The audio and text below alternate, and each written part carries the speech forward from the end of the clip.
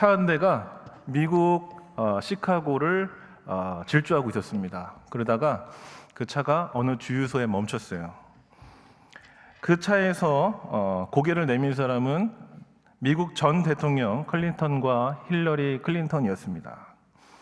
주유를 하는데 멀리 있는 어떤 남자를 보면서 힐러리 클린턴이 이렇게 얘기합니다. 여보, 저 사람이 과거에 나를 짝사랑했던 사람이에요. 그러자 콧방귀를 흥 하면서 클린턴이 이렇게 말합니다. 당신은 저 남자랑 결혼했으면 주유소 사장 주인 정도밖에 안 됐겠구만. 네. 그러자 힐러리 클린턴이 어떻게 대답했는지 아십니까? 이렇게 말했다고 합니다. 아니요, 당신이 아니라 저 사람이 대통령이 됐겠지. 네. 여러분, 이것이 정체성의 문제예요. 네. 우리가 어떤 말과 어떤 세계를 만났을 때 꺾이느냐 아니면 정복하느냐. 예수님은 이 똑같은 말씀을 우리에게 하셨어요. 마태복음 5장 13절 14절을 한번 같이 읽어보겠습니다. 시작. 기뻐하고 즐거워하라. 하늘에서 너희의 상이 큼이라.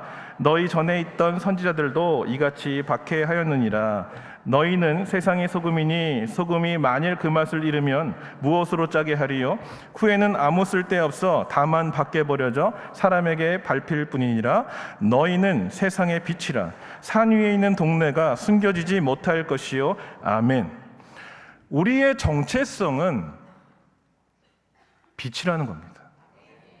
세상을 밝히라는 것입니다.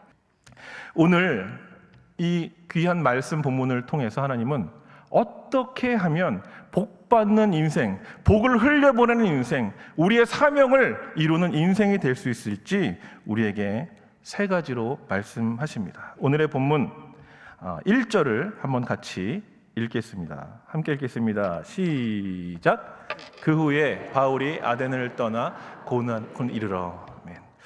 성경을 보면 구속사의 역사가 창세기부터 요한계시록까지 이어지는데 그 구속사의 단계, 복음으로 진입하는 모든 단계는 영적인 단순한 원리를 가지고 있는데 바로 첫 번째 원리가 떠남의 원리입니다.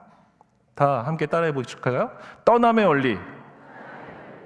우리가 빛과 소금과 하나님의 생활 선교사로서의 정체성을 회복하기 위해서는 이미 얽히고 설켜서 그 모든 에너지를 소모시키고 우리의 정체성을 짓누르는 모든 관계와 중독의 영역으로부터 떠나는 것으로부터 놀라운 축복이 풀어진다는 것입니다. 그러므로 민족의 아버지가 되었던 아브라함에게 하나님은 창세기 12장 1절을 통해 다음과 같이 말씀하십니다. 시작. 여호와께서 아브라함에게 이르시되 너는 너의 고향과 친척과 아버지의 집을 떠나 내가 내게 보여줄 땅으로 가라. 아멘. 이 일 후에 하나님은 떠나라는 거예요. 너의 친척과 고향과 아버지 집을 떠나라. 너의 가장 익숙했던 터전을 떠나라. 그래하면 내가 너로 큰 민족을 이루게 하고 내게 복을 주어 내 이름을 창대케 하며 너를 축복하는 자에게는 축복을, 너를 저주하는 자에게는 내가 저주를 줄 것이다. 너의 아버지가, 보호자가 내가 될 것이다. 할렐루야. 이스라엘 민족을 하나님의 나라로 만드시기 위해서 하나님은 모세를 불러 출애굽기 3장 10절 이렇게 말씀하십니다. 이제 내가 너를 바로에게 보내어 너에게 내 백성 이스라엘을 자손을 애굽에서 인도하여 내게 하리라. 죄의 종노릇하던 430년간의 종살이에서 떠나라는 겁니다. 그 자리에서는 빛을 발할 수 없기 때문입니다. 예수님은 우리에게 축복하시며 마태복음 28장 19절 20절을 통해 다음과 같이 말씀하십니다. 읽겠습니다. 시작. 그러므로 너희는 가서 모든 민족을 제자로 삼아 아버지와 아들과 성령의 이름으로 세례를 베풀고 내가 너희에게 분부한 모든 것을 가르쳐 지키게 하라. 볼지어다 내가 세상 끝날까지 너희와 항상 함께 있으리라 하시니라. 아멘. 예수님은 우리에게 모든 권세를 주시고 뭐라고 말씀하시냐면 너희는 이곳을 떠나 가라. 너희는 가서 모든 민족을 제자로 삼아 가야 역사가 일어납니다. 떠나야 역사가 일어납니다. 떠나서 가서 순종하면 어떤 일이 일어납니까? 내가 항상 너와 함께 있음이 증거될 것이다. 여러분, 하나님이 왜 나와 함께 하고 계심이 믿어지지 않습니까? 여러분, 우리가 늘 하나님이 함께 하심이 증명되는 인생, 열매 맺는 인생을 살려면요, 일어나 떠나야 합니다. 하나님이 원하시는 곳으로 가야 합니다. 이것이 복받는 인생의 첫 번째 원리인 것입니다. 오늘 본문은 1절을 다시 한번 같이 읽겠습니다. 1절 시작. 그 후에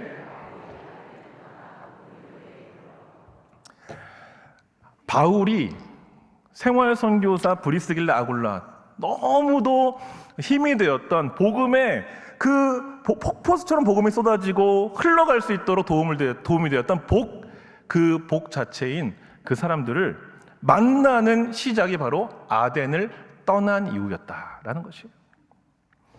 우리는 아덴에 대해서 좀 알아봐야 합니다. 아덴은 17장 16절 18절에 팁이 나와 있는데요, 먼저 16절을 읽겠습니다. 시작. 바울이 아덴에서 그들을 기다리다가 그 성에 우성이 가득한 것을 보고 마음이 격분하여.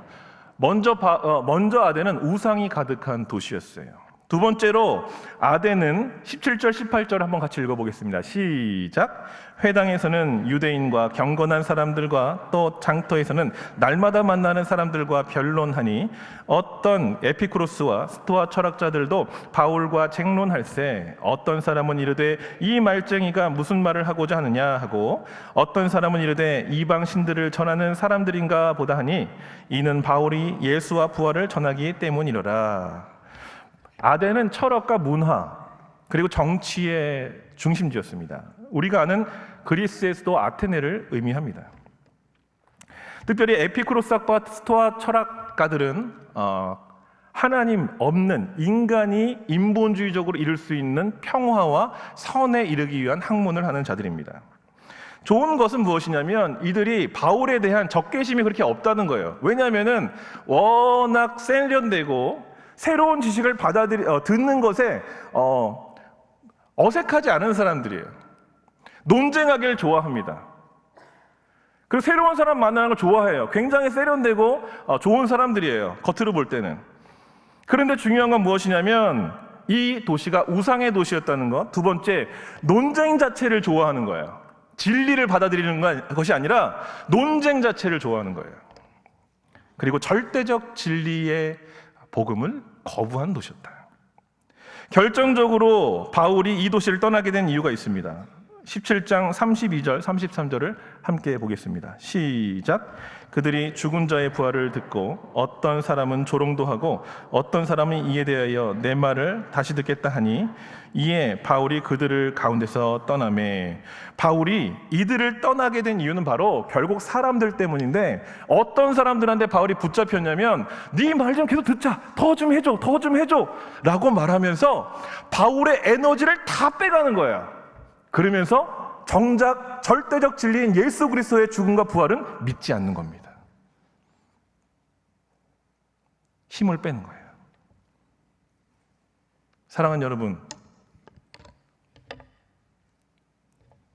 복음을 전하기 위해서 목표를 분명히 하기 위해서 살아갈 수 있기를 축원합니다. 히브리서 12장 1절은 이렇게 말씀합니다. 이러므로 우리에게 구름같이 둘러싼 허다한 증인들이 있으니 모든 무거운 것과 얽매이기 쉬운 죄를 벗어버리고 인내로써 우리 앞에 당한 경주를 하며. 디모데전서 4장 7절 함께 읽겠습니다. 시작. 망령되고 허탄한 신화를 버리고 경건에 이르도록 내 자신을 연단하라. 상대적 가치를 쫓으며 절대적 가치에 반응하지 않는 모든 관계와 저주로부터 사랑하는 여러분, 복음을 따라 성령을 따라 떠날 수 있기를 축원합니다. 거기서부터 하나님이 놀라운 축복의 문을 열어줄 줄 믿습니다. 두 번째, 오늘의 본문 2절을 한번 같이 읽겠습니다. 2절입니다. 시작. 아굴라라 하는 본도에서 난 유대인 한 사람을 만나니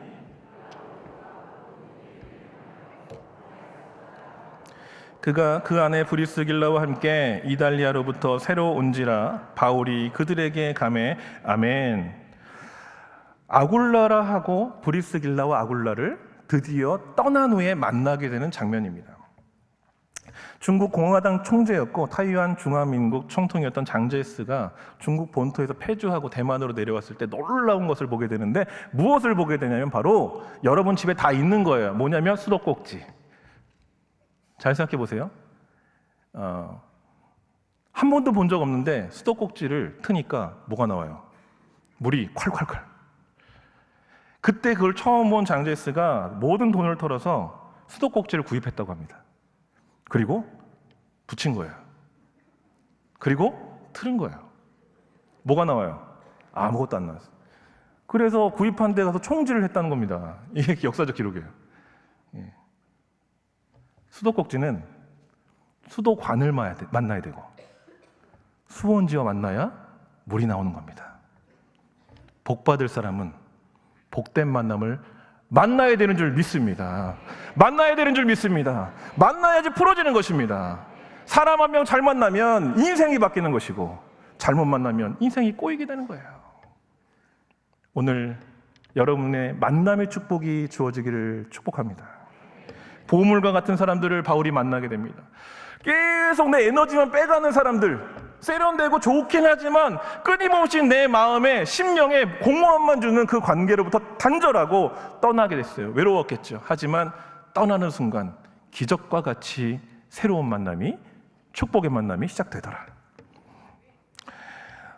먼저 오늘 17장 우리 한번 보겠는데요. 18장 2절을 다시 한번 보겠습니다. 18장 2절 시작.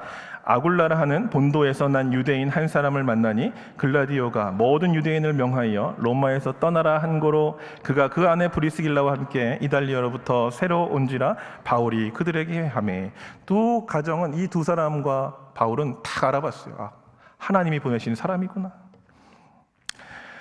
바울은 아덴을 떠났고 아굴라랑 브리스길라는 로마를 떠났어요. 그런데 그 떠난 이유가 클라우디오 황제의 명령 때문인데요. 이 클라우디우스 황제는 기원 후 41년부터 54년까지 로마를 통치한 황제인데, 그 당시에 무슨 일이 있었냐면 로마 역사가인 수에토니우스의 저서 클라디우스의 생애라는 내용을 보면요, 자세한 내용은 없지만 그 당시 유대인들의 지속적인 사회 문제, 소요를 일으켰다고 합니다. 그래서 이것들을 클라우디우스는 사회 문제, 지속적인 사회 동요로 인식하고 그들 추방 명령을 내리게 됩니다. 그리고 자세한 내용을 들여다보니까 그 당시 유대인들과 그리스도인들 간의 그 논쟁이 많이 대립이 있었다고 합니다. 그 가운데 예수 그리스도의 복음을 믿던, 그리고 아굴라 브리스길라는 하나님 음성에 따라서 로마를 또 떠나게 됐던 거예요. 성령의 사람들이 만나게 된 것이죠. 하나님, 오늘 여러분도 이런 만남이 있기를 축원합니다. 여러분의 인생을 변화시키는 거룩한 만남이 나타날지어다. 주님은 말씀하세요. 이 떠남이 처음에 너무 힘들지만 하나님을 신뢰함으로 떠날 때 하나님은 놀라운 복으로 갚아주신다라는 것입니다.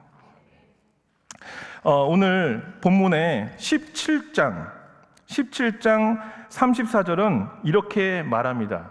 33절부터 읽겠습니다. 시작. 이에 바울이 그들 가운데서 떠나매 몇 사람이 그를 가까이에서 믿으니 그 중에는 아레오바고 관리 디오누시오와 다말이라 하는 여자와 또 다른 사람들도 있었더라.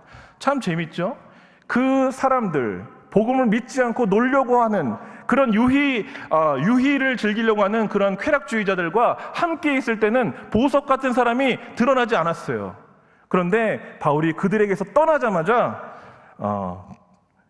그를 믿는 자, 하나님을 믿는 자들이 다가오기 시작했다는 거예요. 그 중에는 아레오바고 관리 디오누시와 다말이라는 여자와 또 다른 사람들도 있더라. 여러분, 진정한 사랑의 교제의 축복이 떠나는 순간 찾아오게 된 것이죠. 그리고 바울은 브리스길라 아굴라를 만나 그들로부터 큰 위로를 받고 동역하게 되는 축복을 얻게 되었습니다. 또한 브리스길라 아굴라를 만날 뿐만 아니라 또 이런 일이 생긴 거예요. 오늘 6절에서 8절을 한번 같이 읽겠습니다. 6절 8절 시작. 그들이 대적하여 비방하거늘 바울이 옷을 털면서 이르되 너희 피가 너희 머리로 돌아갈 것이요 나는 깨끗하니라. 이후에는 이방인에게로 가리라 하고 거기서 옮겨 하나님을 경외하는 디도 유두스도라 하는 사람의 집에 들어가니 그 집은 회당 옆이라. 또 회당장 그리스도가 온 집안과 더불어 주를 믿으며 수많은 고린도 사람도 듣고 믿어 세례를 받더라. 아멘.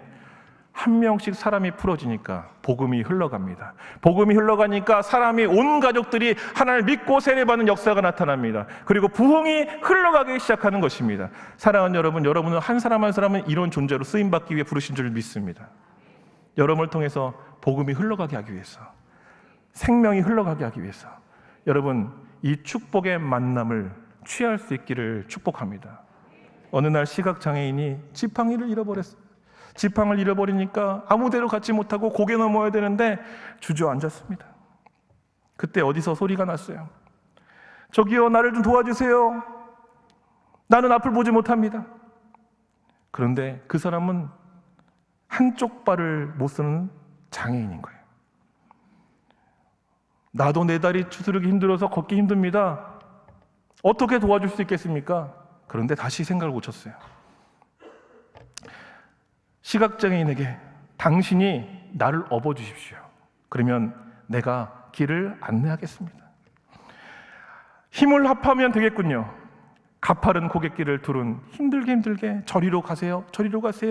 그래서 넘어갔다는 것이죠. 사랑하는 여러분, 우리는 모두 죄인이고 우린 모두 연약하고 우린 부족하지만 성령님의 순종하여 그 여정을 떠날 때 하나님은 모든 만남을 통해서 서로를 보완하게 하십니다. 모든 만남을 통해 서로를 돕게 하십니다. 모든 만남을 통해 여러분의 빛이 드러나게 하실 것입니다. 여러분, 이 축복의 만남이 오늘 풀어지기를 축원합니다. 마지막으로 오늘 본문의 3절을 한번 같이 읽겠습니다. 3절입니다. 시작. 생업이 같음으로 함께 살며 일을 하니 그 생업은 천막을 만드는 것이더라. 안식일마다 바울이 회당에서 강론하고 유대인과 헬라인을 권면하니라. 아멘. 첫 번째는 떠나야 합니다. 두 번째는 만나야 합니다. 세 번째는 함께 해야 합니다. 생업이 같음으로 함께 살며 일을 했는데 그 생업은 천막을 만드는 것이었다. 그 당시 천막 제조업, 텐트 메이커인데 이 천막은 유목민 여행자들에게 필수적인 요소였어요. 고도의 기술을 요하는 이 작업이기도 했기 때문에 바울이라든가 브리스길라 아굴라는 그리스도인이기 때문에 이 작업을 통해서 복음의 원리들을 또 깨달았고 서로 함께 나누며 함께 작업했을 것입니다. 중요한 것은 이 텐트 메이커라는 직업이 아니라 이것을 통해 하나님께서 이들이 함께 살고 복음을 증거하게 하셨다는 것입니다. 더 깊은 의미로 들어간다면 함께 살았다라는 것은요, 공간적으로 함께 있었다는 것을 넘어섭니다. 바로 하나의 정신과 마음으로 서로의 인연을 소중히 여기고 함께 마음을 합하였다는 것을 의미합니다. 이에 대해서 예수님은 함께함에 대해서 겟세마네 제자들에게 이런 말씀을 하십니다. 마태복음 26장 40절 시작. 제자들에게 오사 그 자는 것을 보시고 베드로에게 말씀하시되 너희가 나와 함께 1시간도 이렇게 깨어 있을 수 없더냐. 예수님은 제자들과 물리적으로 같은 공간에 있었습니다. 하지만 함께하지 않았어요. 예수님이 원하는 것은 나의 마음을 같이 공감하고 나와 함께 깨어 기도해 주기를 원했던 것입니다. 결국 함께 한다는 것은 함께 하나님의 일을 같이 이루어가는 것을 의미한다는 것입니다. 요한복음 5장 17절은 이에 대해 예수님 말씀하십니다. 시작. 예수께서 그들에게 이르시되 내 아버지께서 일하시니 이제까지 일하시니 나도 일한다 하시매. 함께 한다는 것은 같은 공간에 있는 것을 넘어서 마음을 같이 하여 하나님의 일을 같이 이루어간다는 것을 의미한다는 것입니다. 많은 크리스찬들이, 예수님을 안다는 사람들이 같은 공간에 있지만 같이 예배드리지만 다른 일을 하고 있다는 거예요. 요한복음 12장 5절을 읽겠습니다. 시작. 이 향유를 어찌하여 300데나리온에 팔아 가난한 자들에게 주지 아니하였느냐 하니, 예수님의 죽음을 직감하고 깨달은 마리아가 자신의 가장 소중한 향유를 예수 앞에 깨 그 눈물로 적시고 자신의 머리털로 예수님의 장례를 준비한 사건을 보고 의견이 분분하더라. 제자 한 명이 말합니다.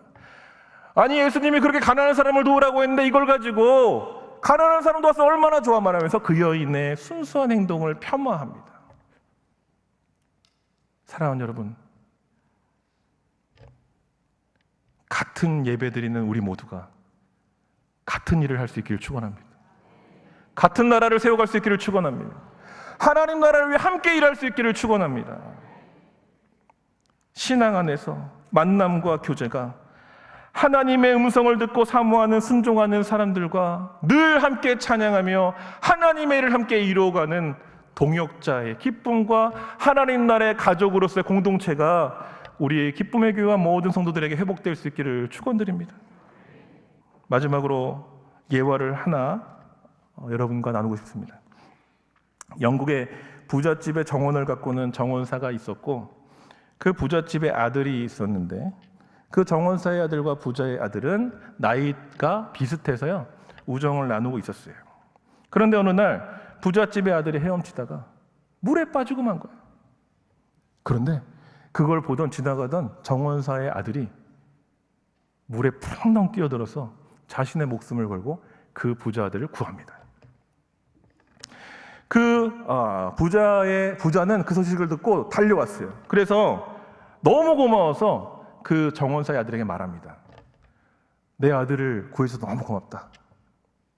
너가 원하는 모든 소원을 말하면 내가 다 들어줄게. 그 정원사의 아들은 이렇게 말합니다. 저 공부시켜주세요. 의사가 되고 싶어요. 그래서 그 부자는 그 소원을 들어줬을까요? 안 들어줬을까요? 들어줬습니다. 그 아이는 열심히 공부했고 다시 생명을 얻은 부잣집 아들도 열심히 살아서 정원사의 아들은 의사가 됐고, 그리고 부잣집의 아들은 정치가가 됩니다. 그 의사가 누구냐면 바로 폐렴에 걸리면 그 당시에 사망률이 거의 100%였는데 그 폐렴에서 인류를 구원한 페니실린이라는 의약품을 만든 바로 알렉산더 플레밍이 됐어요. 그리고 그 친구였던 정치가는 바로 세계대전 가운데 영국을 구한 윈스터 처칠이 됩니다. 중요한 것은 윈스터 처칠이 이란으로 국왕을 만나러 갔을 때 거기서 폐렴을 또 걸리게 돼요. 그런데 그 폐렴을 또 알렉산더 플레밍의 약을 통해 다시 치료받게 되는, 2번 살게 되는 역사가 나타납니다. 사랑하는 여러분, 하나님의 사랑 안에서 귀한 생활 선교사들과의 만남을 소중하게 여길 수 있기를 축원합니다. 이 만남을 통해서 여러분은 서로를 살리고 교회를 살리고 나라를 살리고 열방을 살리는 일에 쓰임받게 될 줄 믿습니다. 사랑하는 여러분, 오늘 여러분과 저의 눈이 열려 그 축복의 만남을 발견할 수 있기를 축원합니다. 하나님의 은혜 가운데 오늘 우리의 만남이 사랑의 교제가 회복되는 거룩한 예배와 만남 될 수 있기를 축원합니다. 주님은 말씀하세요. 사랑하지 아니하는 자는 하나님을 알지 못하나니 하나님은 사랑이심이니라. 오늘 주님은 이 사랑으로 우리를 초청하고 계세요. 그 사랑 속으로 들어가기 위해서 모든 묶임으로부터 만남으로부터 떠날 수 있기를 축원합니다. 주님이 주시는 놀라운 축복의 만남을 하나님께서 영안을 열어서 알아보고 붙잡을 수 있기를 축복합니다. 그리고 그와 함께, 그 교제와 함께 그 만남을 소중히 여기며 늘 함께 주님의 복음을 전하는 동역자로 굳건히 세워지기를 예수님의 이름으로 축원드립니다.